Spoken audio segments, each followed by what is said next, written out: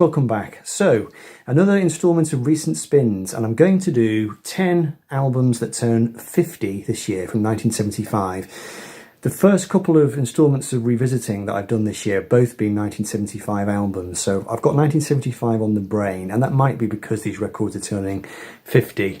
Seems a bit of a milestone. Last year I did do a 1974 video, but I did it as a kind of my favourite albums of 1974, and as usual, after I made the video, I totally ended up disagreeing with myself about that. So I'm not going to do that this year. I'm going to just do it as a recent spins and show you the records that I've actually been listening to, because once I started doing this 1975 thing, I kind of carried on and it snowballed. So we'll do one set of 10 today, and then I'll do another set of 10 at a later date. So this is basically catching you up on what I've been listening to January, February this year. And the first one actually happened quite by chance. This was the first record I spun in 2025, and I hadn't really clocked that it was 1975. I just fancied listening to it. This is Al Stewart and his album Modern Times, which I think this is the one before Year of the Cat. Really enjoyed this. I really need to do a video on Al Stewart, and I'm going to try and do that in the next few weeks. So great British singer-songwriter, born in Scotland but grew up elsewhere, I think. Came up on the 60s folk scene down in London and eventually teamed up with Alan Parsons. Don't think, yeah, this in fact this might be the first Alan Parsons produced album, Modern Times, and this one saw him moving away from the more outwardly folky style of his earlier records, getting into more of that slightly more slick American sort of FM radio sound that was going to make him a big star actually after this record. But this was really enjoyable. There he is on the back. He's doing a 50th anniversary tour himself this year, I think. He's doing a Year of the Cat tour, although Year of the Cat was the year after this, I think. Maybe it's next year. Anyway, yeah, Al Stewart, Modern Times, enjoyed that one. I'm going to have to lean out of shot. Right, next, this was February 1975, the 7th of February, and this is Grover Washington Jr. and the album Mr. Magic. I was trying to remember how I came by this record. I've got it on CD, and I think I got the CD first. I think it's probably because of the drummer Harvey Mason, who a few years ago I decided to sort of try and look into all the records that he played drums on, which is an awful lot, and I've come nowhere near to even getting close to collecting all of them. But he is on this record. So Grover Washington Jr. was a kind of jazzy, fusion-y kind of artist from back in the 1970s. Very smooth, kind of radio-friendly, but really tasty, you know, kind of nice musicianship. Really mellow album, really sort of summer listening, really, probably, rather than January listening. But I think this is probably his masterpiece album. I've heard a couple of his other records, and they've been good, but not quite as good as this one. Arranged and conducted by Bob James, who I'm a huge fan of. Bob James, one of those great kind of Quincy Jones style 1970s arrangers, and this record has got that written all over it. It's a really, really nice record actually.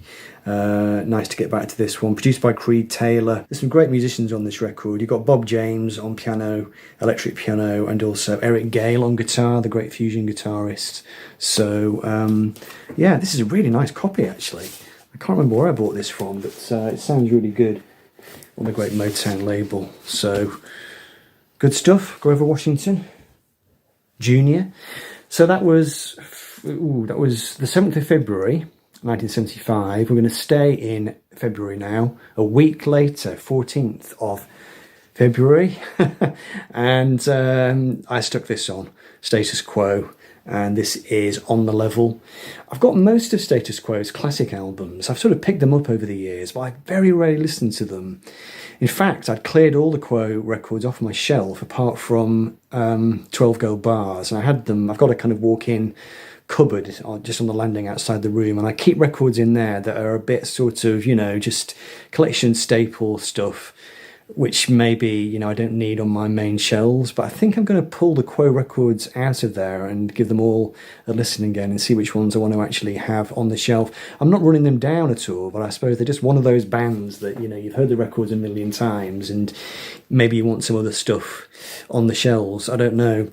This record is one of the classics. Not quite sure where it falls in the sequence, but I've got this one on CD as well, so I must like it. It's got the great collage inner gatefold there, and it's on Vertigo. There we go. Lovely label. And this is the album that's got Down Down on it. First track on side 2. Probably Status Quo's greatest song. I know it was a huge favourite of John Peel. But I mean, you know, side 1's not too shabby. The opening 2 or 3 tracks, Little Lady, this is a really great fast boogie. Most of the Time, which is a kind of slower 12-bar blues. I Saw the Light, absolutely classic. Over and Done, the next track, again, bit of a hell for leather song. Status Quo, they get knocked in some quarters, other people absolutely swear by them, so yeah, why not? Why not? A bit of Quo. A more radio-friendly version of AC/DC, maybe. And of course, they're now down to, I think, only one founder member now, maybe Francis Rossi might be the last one. I know Rick Parfitt died a few years ago, didn't they? Staying in February, 1975, moving to the 28th of February, so right at the very end, and went for a bit of Alice Cooper. And this is Welcome to My Nightmare, which it turns out this was his first solo album. And it's a Bob Ezrin production. It's got the title track, Welcome to My Nightmare, Devil's Food, The Black Widow. It's quite sort of dark, schlocky kind of stuff, really, but with a definite radio-friendly sheen to it. I mean, Bob Ezrin knew how to make good-sounding rock records that were going to play on American radio in the 1970s. A couple of softer moments on it as well. Stephen, with just the 4th track on side 2, which is a kind of dark ballad, really. Cold Ethel, the 2nd track on side 2, is really good. Department of Youth has got a bit of a kind of anthemic sing-along quality to it. You know, it's of its time, this record, but I did enjoy it. I've got a fair few Alice Cooper records, and I always enjoy them. At some point, I'll do a collection special on him, them. So just on the Anchor label. So yeah, that was good fun. This record I've had in my collection for many years. It's in really, really good shape, actually. It looks almost sort of brand new. Oh yeah, and it's got a special guest appearance on here from Vincent Price. Forget which song he's on, but he's on one of the tracks. So a songwriting credit there for Kim Fowley, I can see. He also did a couple of tracks with Kiss, when Bob Ezrin produced them on Destroyer. So that was the 28th of February. Now we're going to move into March, exactly 1 month later, actually, 28th of March 1975, and went for a little bit of Jeff Beck. And I think, again, this might be his first solo album again. I think it is. When I went to get this one, I was getting it mixed up in my mind with Wyatt, which is also a George Martin production. Apparently Jeff Beck, the reason he teamed up with George Martin was that he was impressed with what George Martin had done with the Mahavishnu Orchestra. I don't remember which album it was. It might have been Apocalypse, which is the one with the orchestras on it. He was impressed by that. I mean, George Martin, not a sort of obvious fit really for kind of blistering fusion rock, but he does a really good job of it. There are some strings on this record here and there. It's a really, really funky album, actually. It's got Stevie Wonder on it, a couple of tracks by Stevie, and Stevie turns up playing on it, although I don't think he gets a credit. Could be mistaken. I don't think he gets a credit. The track that Stevie Wonder writes, this is on the Orange Epic label. I'm going to have to squint now, so let's have a look and see. Because We've Ended as Lovers is by Stevie Wonder, and Thelonious as well. 2 Stevie Wonder tracks. And as I said, he turns up playing on the record. But you've also got really, really great keyboard work on here by Max Middleton, who turns up on Kate Bush's records as well. He's on Never Forever, isn't he? He's got that kind of very distinctive 1970s kind of Rhodes piano kind of sound. But yeah, really good album, very tasty. I like the orchestral stuff towards the end. The final track on the album, the tracks are in the wrong order on the back sleeve, which is something I really, really, really gets on my nerves. But the final track on the record, whatever it's called, has got some really great George Martin orchestration. Diamond Dust. Looks like it's a Brian Holland song. Anyway, good stuff. Jeff Beck. I think it's his first album, Blow by Blow. Okay, so that was the end of March 75. Now we're going to stay in March. I don't have the exact date for this one, and I really, really enjoyed this one. And there's a bit of a story behind this, actually, as to how I came by this record. So this is Golden Earring and Switch. So they were a Dutch band, huge back catalogue. This is their 10th album. Only one of 2 albums by them that I've ever heard. The other one that I had in my collection years ago was Cut, which I think came from quite a few years later. Didn't like that one so much, moved it on. But they've got a very big back catalogue, and they're a really great band. They're kind of heavy, bombastic.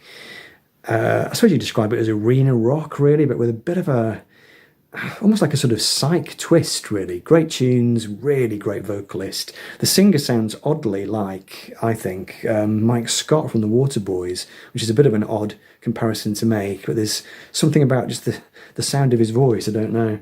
But it's this is a really, really good album. It's, as I said, it's bombastic, it's really in your face, but just great tunes, great harmonies, great playing,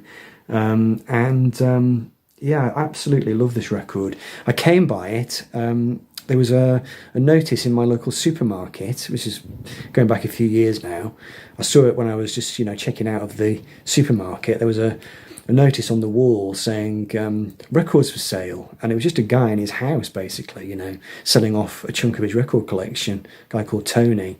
So I went round to his house and I bought a few things from him, this being one of them. Not a band that I think I'd even heard of at the time, but I'm really, really pleased that I bought it from him because I love it.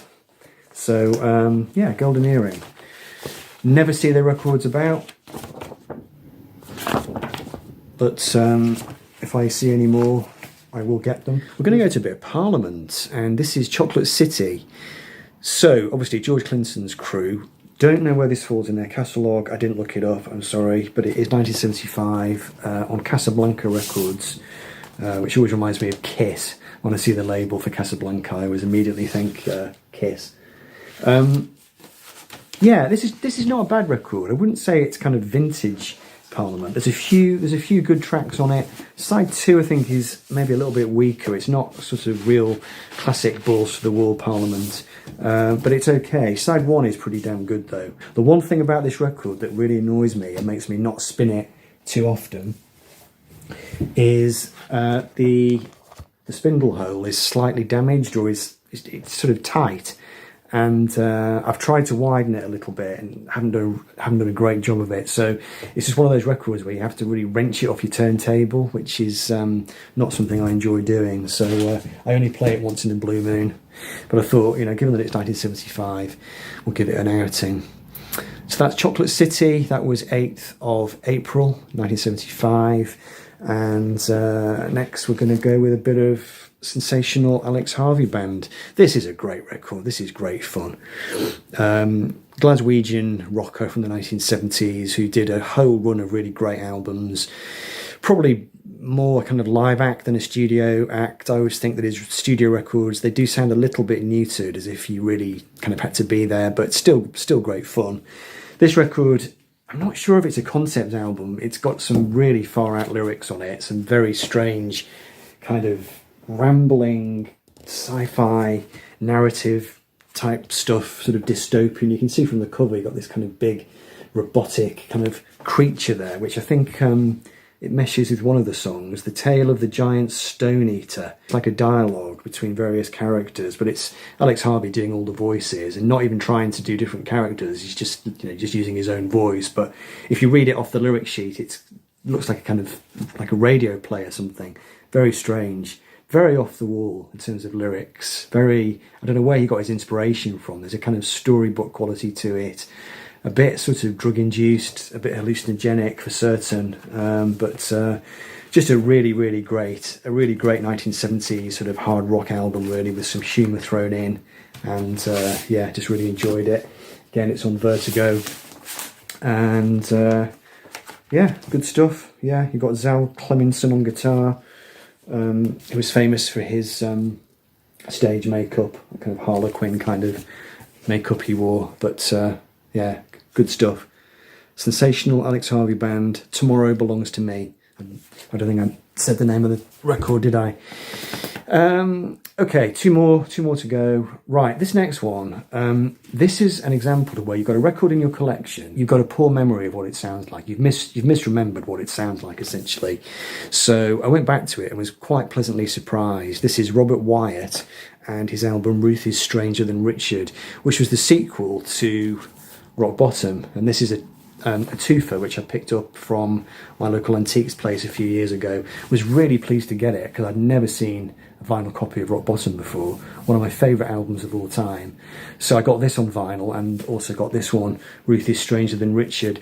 At the time it wasn't seen as being a particularly successful follow-up to Rock Bottom, and I don't think it's as good. It's not as distinctive, it's not as visionary sounding.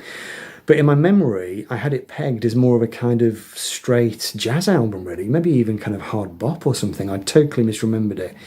It's not like that at all.